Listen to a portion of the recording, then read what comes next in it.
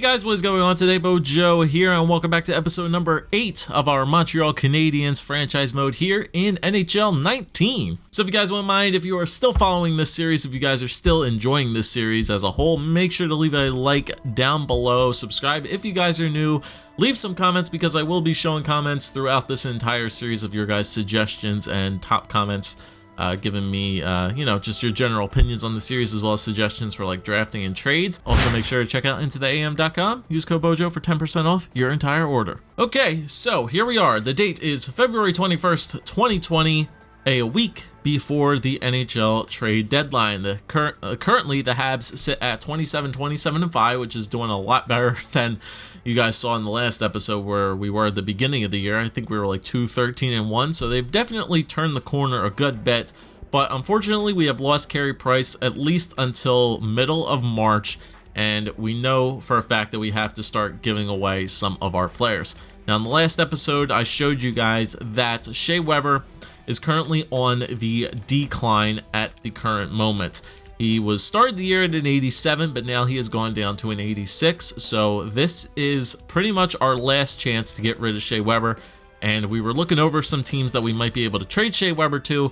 And there is definitely going to be a deal made in this episode because, spoiler alert, I did some trade testing off screen. And I think I found probably the best thing for Shea Weber. And I'll show you guys that in a little bit. But some of the other suggestions were saying that I move Jesperi Kotkaniemi up to the top line instead of Max Domi and move him down to the second line. So I think I'm going to do that. I'm going to give Jesperi Kotkaniemi time with Jonathan Drouin and Brendan Gallagher. That way we have Max Domi now playing the center position as a playmaker, which Nikita Sherbak didn't have before. As far as the other comments that you guys did post in regards to the trades, because there were a couple trades that we needed to take a look at in regards to the Shea Weber deal and which team would be best for him. Now, I'll show you guys this from the get-go.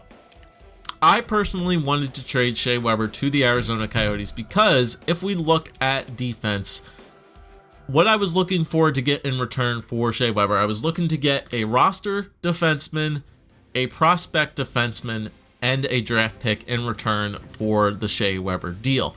Now, as you guys were looking at it, Jakob Chychrun's trade value was insanely low. However, the reason that I think his trade value is this low because we don't have him scouted. I don't think he's actually low top 4 potential. I'm pretty sure he's actually low elite. He could even be medium elite. And if that's the case, this trade value is indeed a lie, and it's going to be a lot more than what I think it is. Every sort of deal I was trying to get for Jakob Chychrun, I even just tried trading Shea Weber straight up for Chychrun, and the Arizona Coyotes would not let that deal go through. All the other teams were, decent values back. Honestly, some of the other teams didn't really give me the value back, except for the good friends from the Winnipeg Jets, and I believe we are about to get a deal done here. So let's show you guys exactly what deal I'm going to get through. I wasn't able to get Jacob Trouba because, once again, that trade value is kind of not accurate as it is, but whose trade value is accurate is Josh Morrissey. So I believe we are going to make a trade here for Josh Morrissey. I don't think he's going to get as good as Shea Weber is. We're not going to be able to get like that stud 86 or 87 overall defenseman for at least a good bit of time, but getting a young 24-year-old defenseman like Josh Morrissey, medium top 4 potential, which could still grow, is going to be a nice return for an aging player with a terrible contract. And honestly, Josh Morrissey's contract isn't too bad. 3.8 for another 2 years. So he's already at an 84 overall, 18 points in 60 games so far on the year, which is nice. There are his stats, as you guys can see. He's defensively not too bad. He's pretty decent offensively as well. He's got a really hard wrist and slap shot, so hopefully he'll add a bit of scoring touch to our defensive core. So that's exactly what we're going to get back from the Winnipeg Jets, is going to be Josh Morrissey. As much as I would love to get back Jacob Trouba, I think Josh Morrissey is a nice consolation prize because currently I think they're roughly the same overall. I think Trouba might be an 85. If not, he might be an 84 as well. They're both 84, but Trouba has the medium elite, so he could probably grow a little bit quicker. But Morrissey has 2 more years to get, technically 3 more years to get better.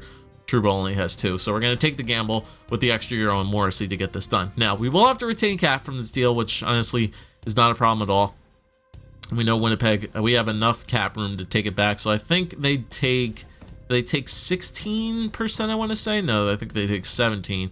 Yeah, so 17% is what the we'll have to retain cap from on the Winnipeg Jets, so to make that salary cap compliant. So we take 1.3 mil for another 7 years for a cap hit. Honestly, not a problem at all. We have plenty of cap space to make this get done. So the Winnipeg Jets are getting Shea Weber at 6.555 for 7 years. Still not a great contract, but especially if he's going to be declining quick, the Winnipeg Jets are going to have a fun time with that. So Shea Weber is going to go in this deal. Now, I said I wanted to get a prospect defenseman in return, so I'm going to try to grab this guy here who we took a look at last episode, Jacob Cederholm, 65 overall, medium top 6 potential.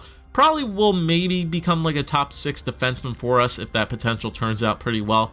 A 4th round pick in 2016, two-way defender once again. Still just something to add to this deal. There's no really other prospect defenseman I could add to this deal. The only other person who I know of who's good is Logan Stanley, but we haven't scouted him, and his trade value is probably really good.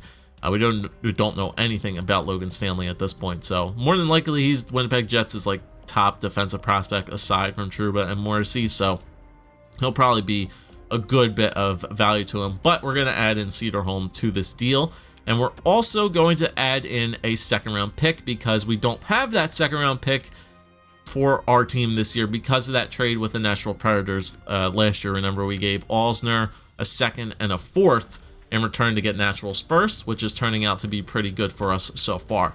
So we're going to add in a 2nd round pick as well from the Winnipeg Jets to get that 2nd round pick back that we missed. Now, we definitely need to add some other things into this deal to make it get done. So I'm going to go to my defenseman here because we need to give up a roster spot in order to accommodate for Morrissey and Cederholm coming in. So I'm going to give them back Tobias Ackerman. Remember, we signed him this past draft. He's 19 years old, 4th round pick, obviously last year, 99th overall. But we pretty much had him scouted pretty well. Medium AHL top 2 is not a great potential to him. Obviously, he's not been playing for a good bit, but we know that potential is accurate from our draft last year and playing him in the preseason. We know exactly what he is, medium AHL top 2. Nothing too special. So we're going to add him to the deal for that roster spot. Here they are. Yeah, so Outlaw and Popovich. Once again, 2 players that we drafted in this past draft once again. We know that they're both low top 4 defenseman prospects, but their overalls are way too low, and it could take a long time for either of these guys to progress. So I'm going to give away Popovich, I think, because he's the lower of the overall, and he's a year older than what Jonathan Outlaw is. So Outlaw is 51 overall, still low top 4 potential, but Charles Popovich has better point totals so far this year, but still 49 overall, a top 4 defenseman. Honestly, like I said, it's going to take a way too long for him to progress. So we're going to take the chances with Outlaw rather than Popovich. So we're going to add him to the deal just to, entice the Winnipeg Jets a little bit further. So basically, we're giving away Shea Weber at a retained cap, 6.555. Ackerman, who was a roster spot that does not have a good potential, and we're just pretty much just giving him away so that Cederholm could join in. And we're giving away Popovich, who wasn't signed, but is a decent potential, but way too low of an overall, and it might take like 3, 4, maybe even 5 years before he actually hits the NHL, if he hits the NHL. And besides, he's going to the Western Conference anyway, so it's not going to be a big bummer for us. But we're in return going to get Josh Morrissey, a 24-year-old young defenseman, good potential, still has like 3 years to possibly get that overall a little bit higher. Another potential defenseman that we can add, a 2nd round pick, which we're definitely trying to add, and maybe I can actually even add in another like potential draft pick as well. Let's add in a I don't think I can get a 3rd. Maybe I could get a 3rd. I'll see if I can get that. A 2nd and a 3rd. Trade rejected. Nope. All right, so we'll take away the 3rd, and I'll throw in a 5th as well. I'll throw in a 5th. Sure. So I'm pretty sure this will go through. If not, I'll just take off the 5th because I'm pretty sure that trade will go through. So Weber, Ackerman, and Popovich for Josh Morrissey, Cederholm, a 2nd and a 5th from the Winnipeg Jets. trade rejected. All right, we'll take off the 5th. Proposed trade rejected. Oh, sweeten it just a touch. I have to throw in another pick as well. That's right, I remember. What did I add in? I think I added in the 4th round pick for next year. That's what it was. I had to throw in an extra pick, so I'll throw in a 4th for next year. All this stuff to get a 2nd, Cedarholm and Josh Morrissey. Proposed trade accepted. We believe this transaction will contribute to our success here in Winnipeg, so we're accepting your trade offer.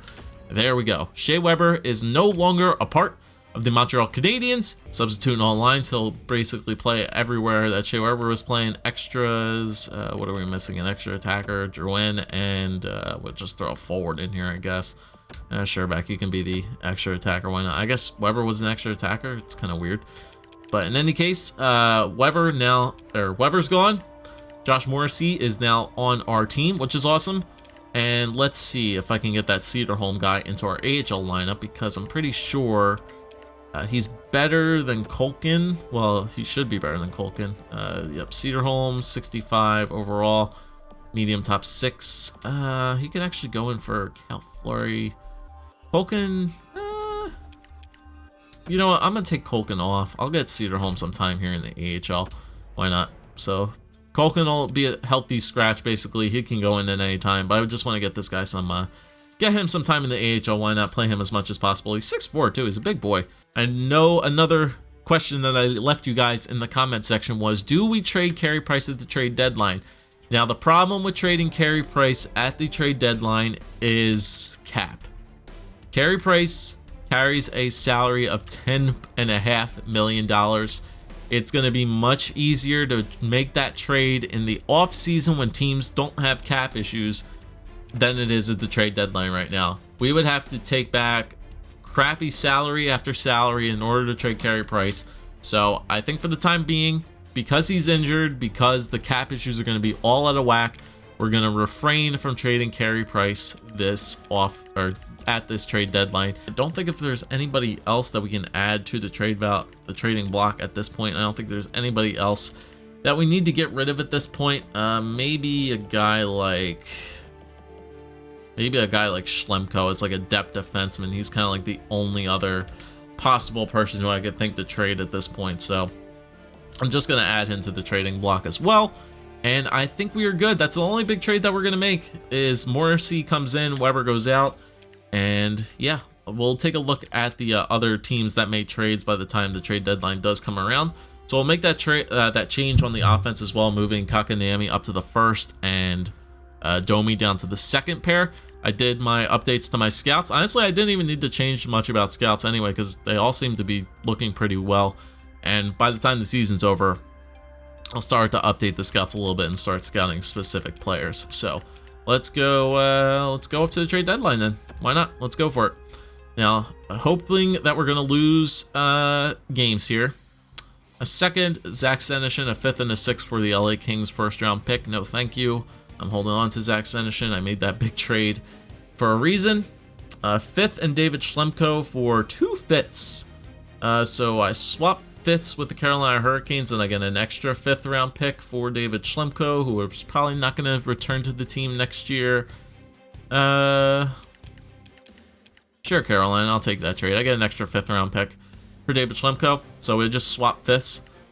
Johnny Brodzinski is now being claimed on waivers. Let's see about this. Is this going to be back-to-back clutch waiver pickup in a row? You know what? 74 possibly overall, medium bottom 6 potential, 5th round pick. You know what? That would be a very, very good claim for our AHL team. So Johnny Brodzinski, welcome to the Laval Rockets.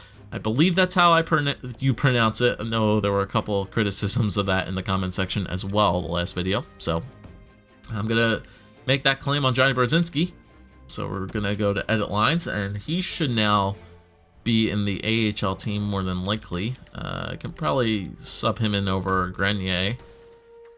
Let's see if he goes to the AHL. Let's see. Yep, Johnny Brodzinski is right here. So we'll put him in the spot for Grenier. His overall might not even be 74 overall, but still, that's a nice little pickup for our AHL team. And we'll continue to simulate the calendar. 2 more days to the trade deadline, and then once the trade deadline passes, we'll take a look at all the other teams that made trades for this trade deadline, see what the biggest deal was up to this game for the LA Kings. And it's a good thing as well because we are losing all these games. Ryan Poehling, a 3rd and a 5th for a Buffalo Sabres 1st round pick, no thanks. And we lose that game against Calgary. And this last game of the trade deadline, any late deals? No, but overtime win over the Kings. Okay, cool. So we're 28, 30, and 5, which is good. Duren's up to 50 points now in 63 games. All right, so Duren, you need 7 points in roughly around 19 games to pass your total from last year. So hopefully you are able to get that. So let's go to the activity feed and see exactly what trades were made in this past draft. So let's go back to our trade, which was, we'll go a little bit further than that. There's a lot of trades made in February. All right, so we'll just take a look at all trades here that were made at the beginning of February. So Vancouver got Calvin DeHaan, Trevor Van Riemsdyk, and a 3rd for a 1st. From Carolina, got a 1st and a 6th. Vancouver also got a 3rd, 2 3rds. And Mark Barrera from Detroit for a 2nd round pick and Stefan Backer. The Rangers got Jan Ruda in the 3rd from Calgary for a 2nd round pick and Christopher Stieg. It's not ultimate though. Philadelphia got okay, so that was the reason Philly had Jacob Larson last time I looked. So they got Jacob Larson and Tyler Weatherspoon for Carter Hart and Adam Ginning. Oh my god, dude. The Anaheim Ducks just fleeced the Flyers. What? They got Carter Hart. Philly, why? Why must you do that to me? That is a terrible trade. Jacob Larson and Weatherspoon for Carter Hart and Adam Ginning. Dude, the Anaheim Ducks just absolutely fleeced the Flyers. Everybody in Philly would be losing their goddamn nutsack if they ended up making that trade. Ron Hextall would be like driven out of town at this point. Philly got a 2nd in Austin Cernak from Calgary for a 3rd, and Tara Vinen. I don't know what they're doing. So there's our trade. Winnipeg got Shea Weber, Tobias Ackerman, that prospect, and a 4th for next year for Josh Morrissey, Cederholm, and a 2nd round pick. Ottawa got Justin Abdelkader, a 4th and a 5th for a 3rd and a 4th. Carolina got David Schlemko and a 5th from us for a 5th and a 5th. Rasmus Kupari, a 3rd round pick and a 4th from the LA Kings for Evander Kane and Melker Karlsson. Damn, that's a really good deal for the Kings. Looks like they're trying to make a playoff push. And then finally, Detroit got a 4th, Lacko, and a 6th from Boston for a 4th and Chris Terry. And I think we're good to go. I think we are good to continue to simulate here. Carey Price should be coming back near the middle of this month. So let's just take it to the end of the year, shall we? Hopefully, Laval continues to rip it up down there in the AHL. Obviously, we picked up another good prospect defenseman that adds to their team, as well as Johnny Brzezinski that we picked up from waivers, which is awesome. Why are we winning games with Calvin Pickard in net? We're supposed to lose games here, boys. We're supposed to lose games because we want to get a better draft position. So Carey Price is available to play.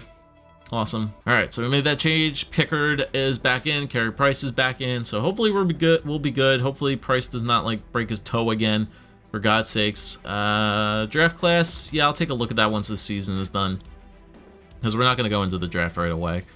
Okay, we're winning games here, boys. I would like for us to not win so many games here at the end of the year. I would like us to lose. Thank you. 2 in a row. 3 in a row. Thank you. Lose some more games here. Yep, thank you very much. Now we're turning into, yep, we're going full tank mode here at the end of the year now. Get a win over Carolina. 500 team, maybe? Get an overtime loss or something like that. Maybe 1 win over 500. Last game against the Islanders, Jesperi Kotkaniemi, mild concussion on the last game of the year. We'll just replace the player. He'll be back, and then we do get a loss. All right, so we end off the year 38, 39, and 5. Laval goes 36, 24, and 11, so they're looking pretty tight. Let's check out everything, shall we? So let's go to standings, because this is a big one. We know this is a very, very big year for our team looking at the entire league. So top of the board, Pittsburgh Penguins were the best team this year. They're the President's Trophy winners, 51, 23, and 8, 110 points. St. Louis was right behind them with 106. Arizona, 105 points, so good year on them. Their rookies are still trying to get better. Flyers traded Carter Hart and still made the playoffs, so I don't know what they're doing. All right, but let's keep going down here. Let's go down. Where did the Nashville Predators end up finishing? So the Winnipeg Jets did make the playoffs with Shea Weber. All right, so where is our team and where are the Nashville Predators? Montreal is 26th. Oh, baby. The Nashville Predators finished 30th in the league.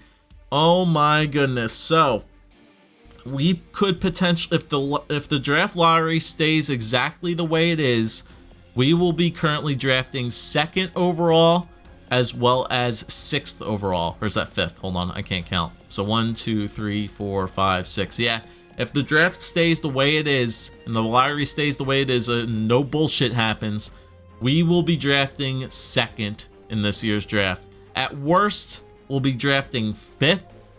At best, we'll be drafting 1st.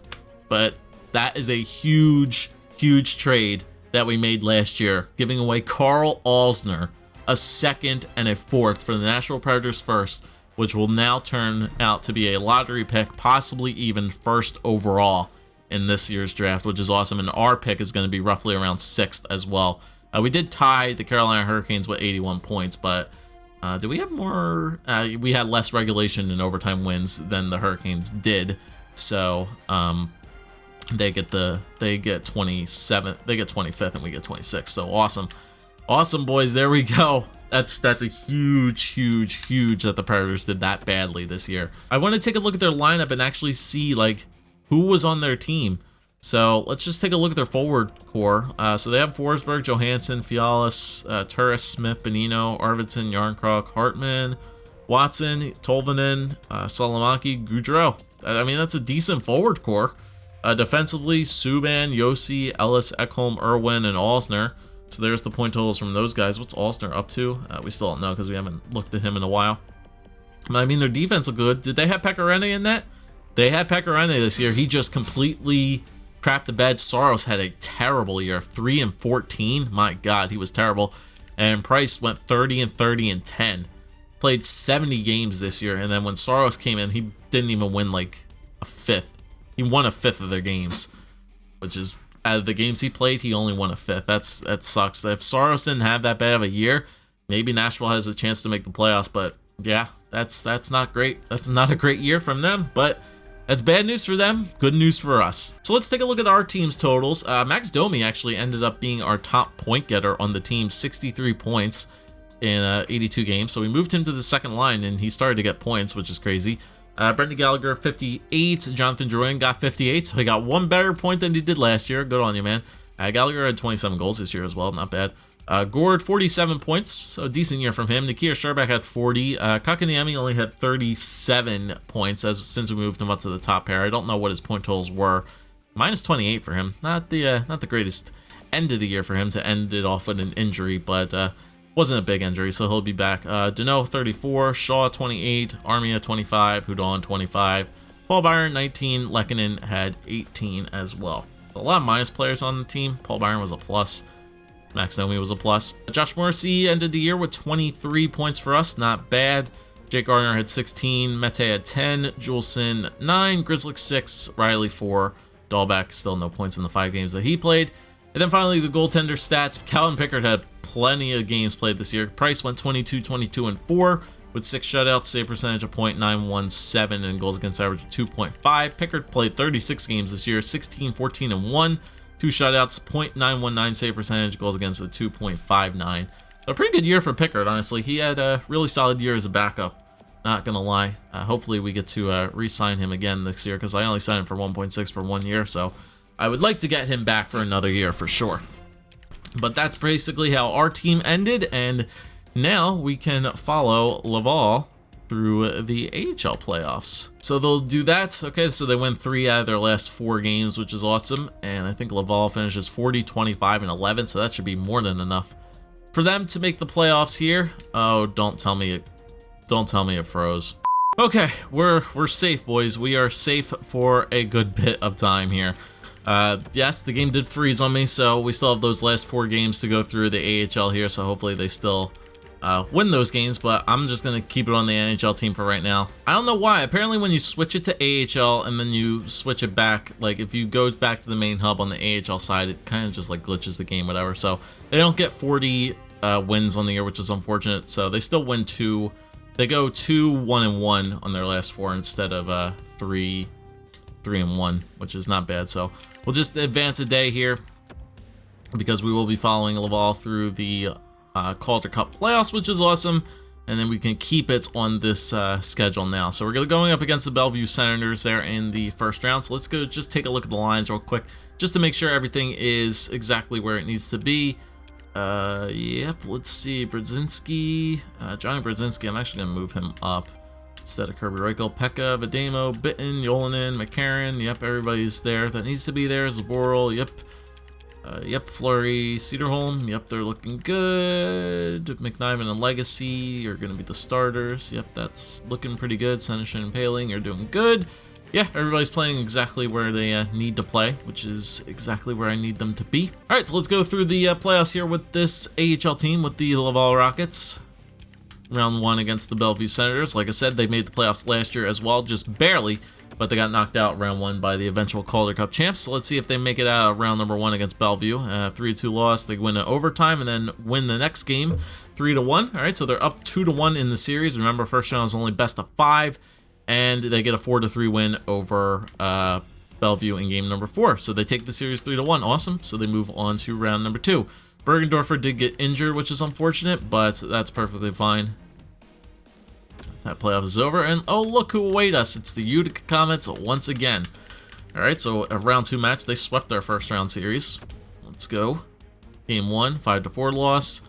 Bergendorfer is available to play. All right, so let's see. Kirby Reichel, bruised arm. We could just replace the player.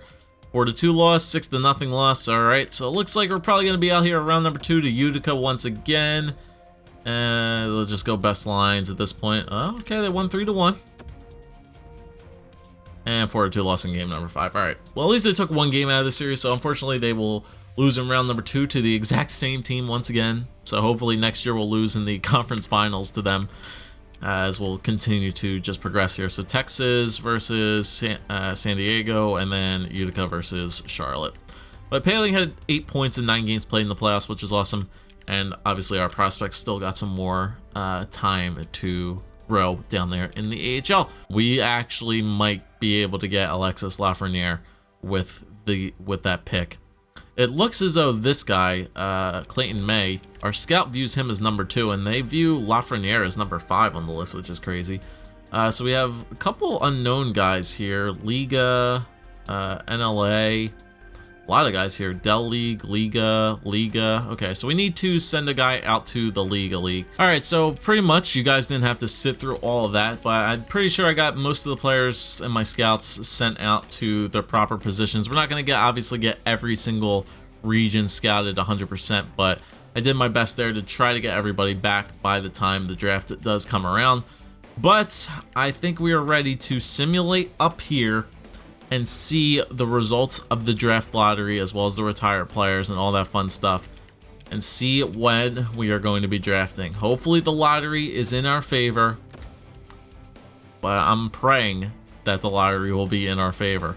All right, so there's the draft class. We don't need to look at that. Obviously, we have our scouts doing the work, but I'm hoping that we're going to be able to at least win the draft lottery and get that first overall pick, and either pick between the one guy who was in Russia, who was like Ukrainian, or Alexis Lafreniere. So the Arizona Coyotes won the Stanley Cup, and the Calder Cup went to Utica. So Utica won back-to-back cups, Calder Cups. So we lost, our AHL team lost to them back-to-back years, and Arizona wins the Stanley Cup. That's pretty weird. All right, come on, man. Here comes the draft lottery results. Here it comes. It's gonna be coming soon. It might even come right here a week before. Oh man, I'm scared. I'm nervous. I am nervous. Come on, man. Come on, show me the results of that draft lottery. I know you want to.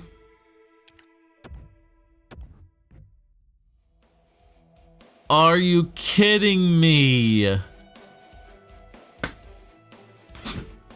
That is such a kick in the balls, dude. Anaheim, dude, this draft screwed both of us. Wow, man, that is such BS. Vancouver, Calgary, and Carolina all won the lottery. Anaheim was first, and they get pushed all the way to fourth. And we were second with the Nashville pick, and we get bumped all the way back to fifth. And our sixth gets bumped all the way back to ninth. That is such BS, dude. Wow, I'm honestly pissed off. I am super, super pissed off at that. This game just continues to screw us in these draft lottery results. That's so stupid. That is harsh. That is so harsh. Let's look at the retired players. Wow, man, I cannot believe that.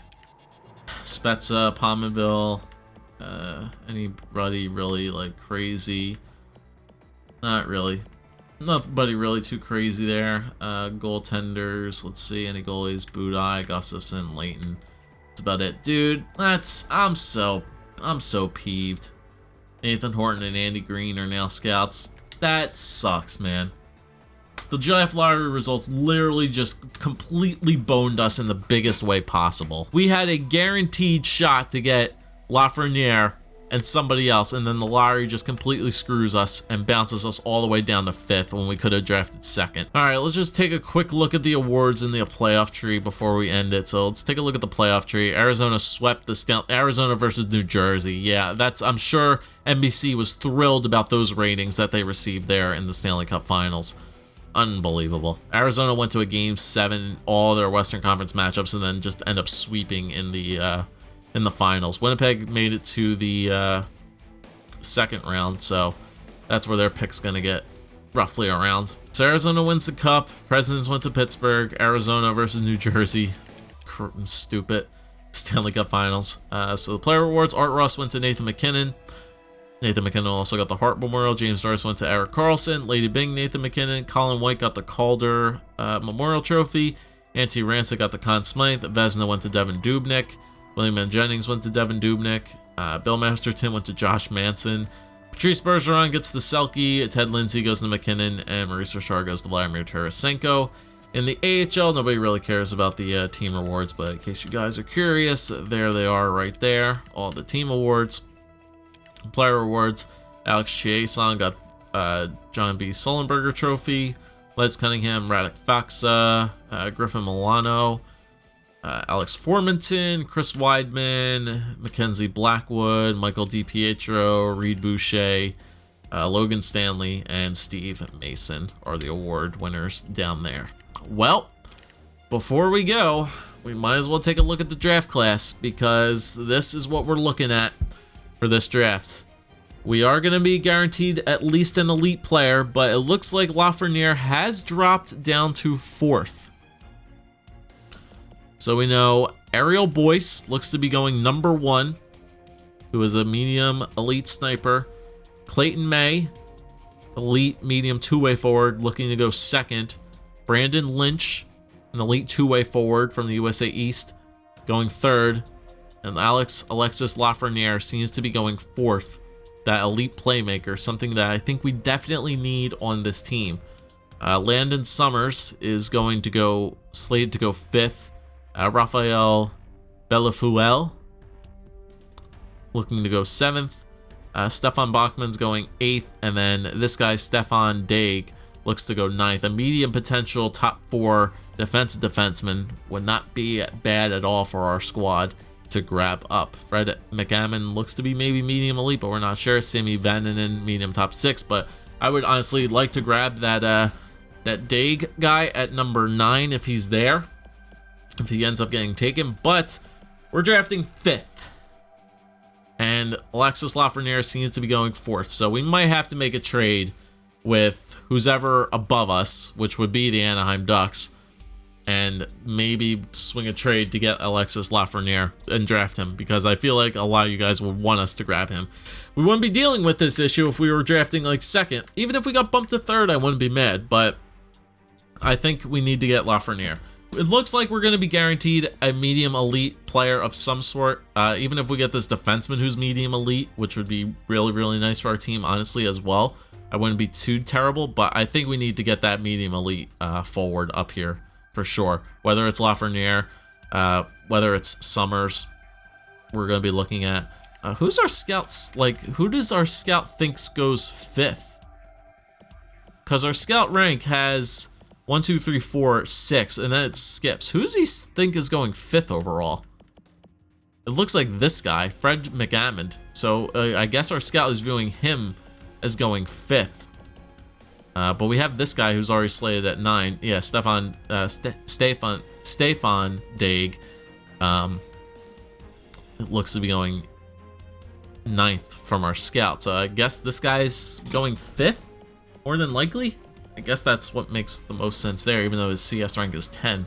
That's what our scout thinks. But I'm emotionally distraught right now because we lost the draft lottery like that. You guys know what we have to do. You guys saw the draft board. Basically, we're picking number 5 and number 9 in the first round for this year's draft.